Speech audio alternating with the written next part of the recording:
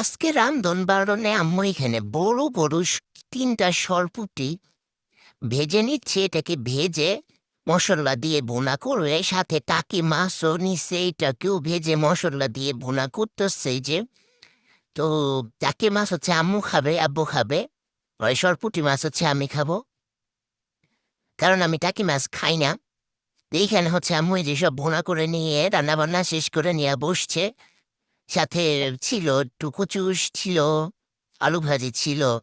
এই যে তারপরে হচ্ছে এখানে হচ্ছে আমি খেয়ে নিচ্ছি বলতে কি খাচ্ছি, পুরো আস্ত একটা মাছ নিছি, সাথে বোম্বাই মরিচ নিছিলাম। সেই যে মজা, ঝাল হইলেওরই মজা।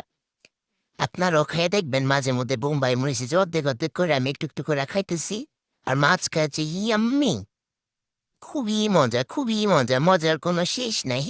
আমার এখন দেখে আবার খাইতে মন চাইছে।